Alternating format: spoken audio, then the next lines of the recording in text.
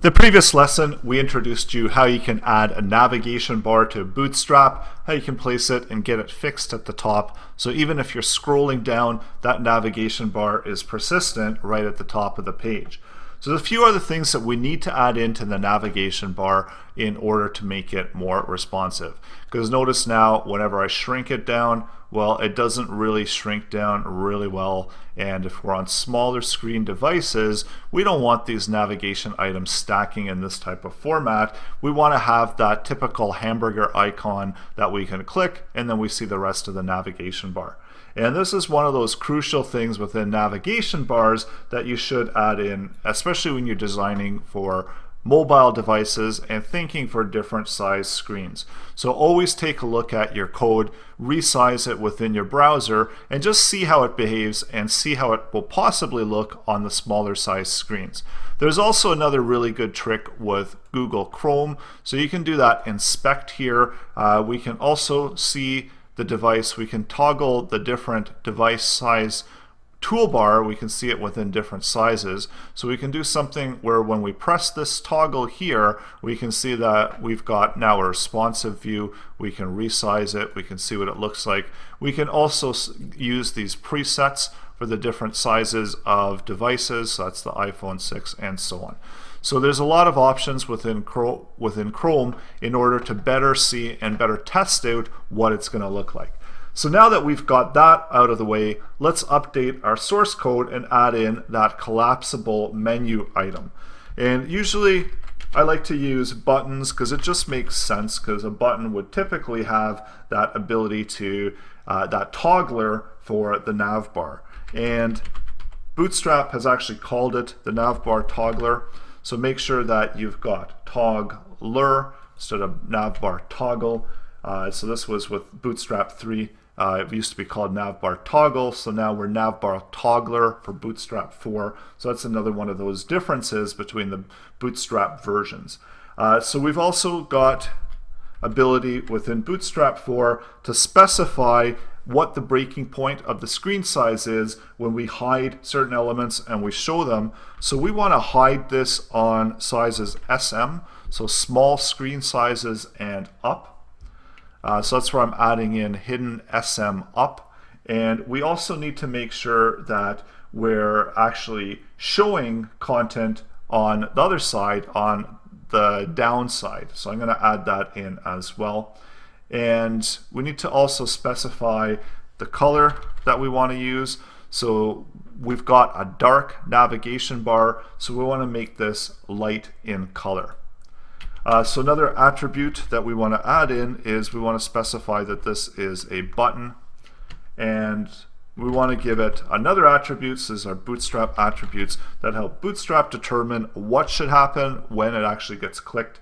So this is actually going to be a data toggle collapse feature component within Bootstrap. So we need to specify that as well. We need to also specify a data target. So Bootstrap uses these data attributes within the elements in order to be more specific, and it takes that information that we need in order to make all of these nice actions happen. So data target is going to refer to the ID of the content, the element that you want to hide. So we're going to give it a hash to specify that this is going to be an ID element that we want to hide, and we're going to give it, or we can just call it mini menu or something like that. So now our data target is going to specify that we're going to be targeting the element with the name of mini menu.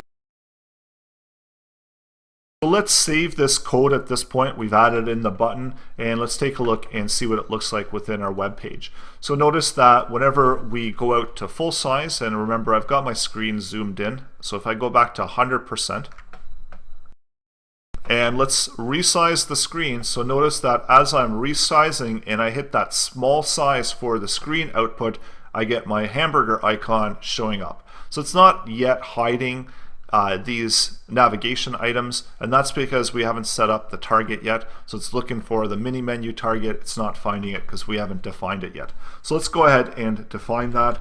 So for a container, I'm just going to use I'm going to just use a div for the container. And remember, we need to specify that same ID that it's going to be looking for here. So let's give this div an ID of mini menu.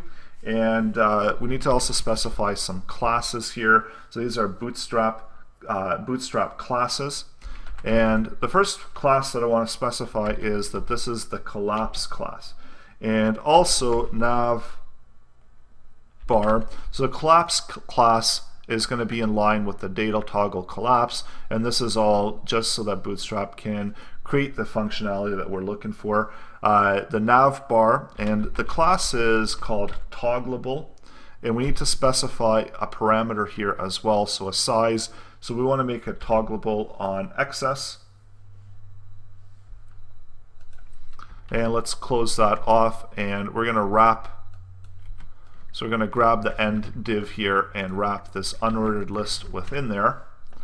So now we've got our button, we've got our mini menu, so it's collapsible now on the resize. So when I refresh it, so now we've got our menu item opening and closing, and everything's working as expected. So typically whenever we resize, we want to have this menu in place, and we want to be able to open and close it. So there's a few other quick tips that you might want to do. So typically you might see this over on the right hand side. So we can really easily with Bootstrap make those changes. And this is where the beauty of Bootstrap is, that we don't have to worry about adding in all these different floats and so on. It's already got predefined classes that can do all of this.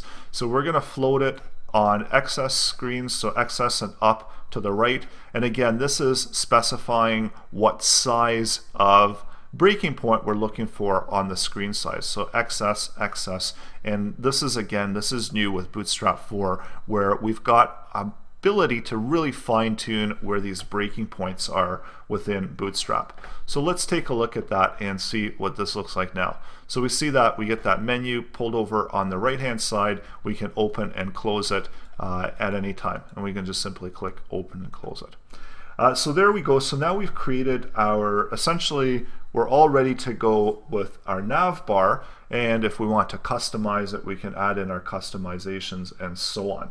So in the next lesson, let's look at our head content, because as mentioned, this is going to be a one-page website.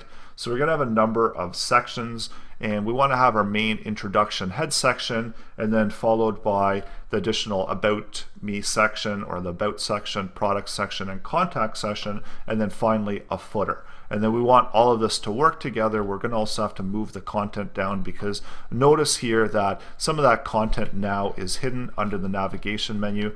So we see that as we readjust size, we've got more text there, because this is still hiding underneath this navigation bar. So all of these things are going to have to be taken care of when we fine tune the CSS. But first of all, let's create all of our sections within our web page. So the next lesson, we're going to create our head section.